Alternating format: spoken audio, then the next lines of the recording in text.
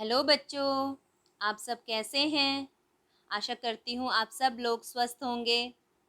बच्चों, आज हिंदी की कक्षा में हम पाठ 5 अकड़ू गोलू के नवीन शब्द, शब्द अर्थ और प्रश्नोत्तर लिखेंगे। तो चलिए शुरू करते हैं। सबसे पहले आप ऊपर दिनांक लिखेंगे। उसके बाद पहली लाइन में आप लिखेंगे आज का विचार, सदा सच बोलें। हमें हमेशा ही सच बोलना चाहिए। उसके बाद पाठ 5 अकड़ू गोलू। उसके बाद लिखेंगे नवीन शब्द।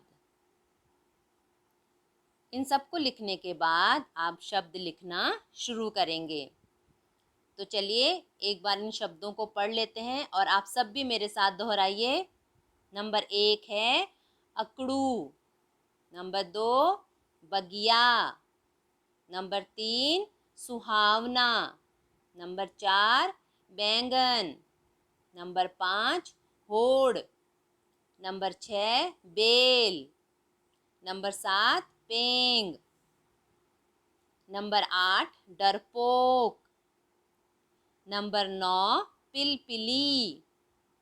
और नंबर 10 कोशिश। तो बच्चों, इसे अपनी कॉपी में आपको साफ सुथरा लिखना है और कोशिश करें कि इनको पढ़कर लिखें। इससे आपकी गलतियां कम से कम होंगी।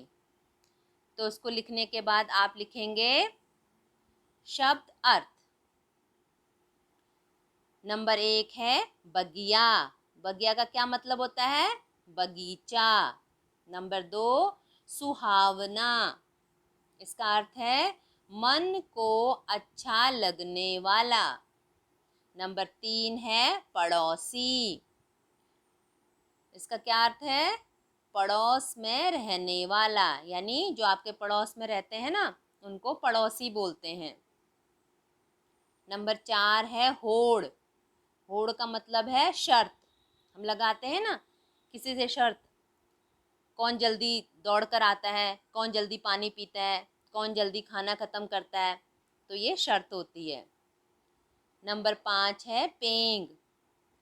झूलते समय एक ओर से दूसरी ओर जाना। नंबर 6 है पिलपिली। इसका अर्थ है नरम, जिसको दबाने से रस निकल जाए।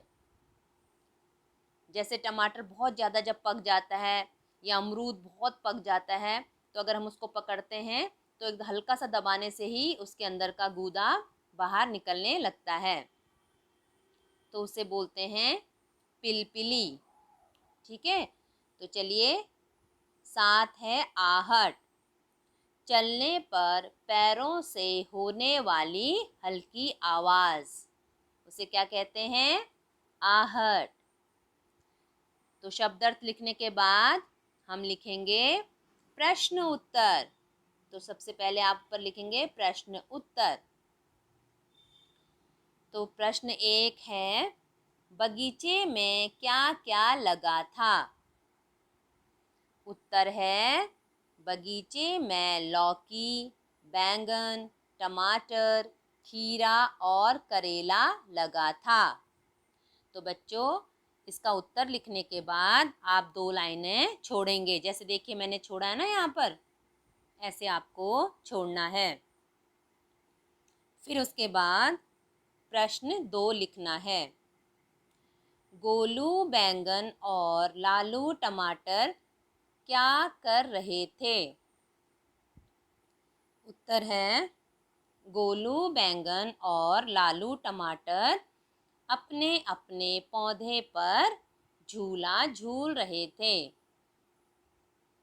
इसके बाद भी आपको जगह छोड़नी है, यानी 2 लाइन छोड़ने हैं। प्रश्न 3, गोलू बैंगन ने लौकी दीदी को डरपोक क्यों कहा? उत्तर है गोलू बैंगन ने लौकी दीदी को डरपोक इसलिए कहा क्योंकि उसने झूलने से मना कर दिया था। जब लालू टमाटर ने उससे कहा था ना कि दीदी आप भी झूलो, तब उसने मना कर दिया था। तो यह सुनकर गोलू बैंगन ने लौकी दीदी को डरपोक कहा था। इसके बाद फिर से आपको 2 लाइनें छोड़नी है। अब लिखिए प्रश्न 4। इस पाठ से आपने क्या सीखा? उत्तर है, इस पाठ से हमने सीखा कि हमें कभी भी अकड़ नहीं दिखानी चाहिए और किसी का मजाक नहीं उड़ाना चाहिए। तो बच्चों, आपको ये नवीन शब्द, शब्दार्थ और प्रश्नोत्तर बहुत ध्यान से लिखना है। सबसे पहले आपको इस वीडियो को देखकर इन सबको समझना है। उसके बाद आपको इन प्रश्न उत्तरों को और शब्दों अर्थ को और नवीन शब्दों को लिखना है। लिखते समय, प्रश्न उत्तर लिखते समय ये ध्यान रखिएगा कि प्रश्न के अंत में प्रश्नवाचक चिन्ह और उत्तर के अंत में पूर्ण विराम आएगा। देखिए, हर प्रश्न के अंत में प्रश्नवाचक चिन्ह है ना, और उत्तर में पूर्ण विराम। ये देखिए प्रश्नवाचक चिन्ह, ये पूर्ण विराम।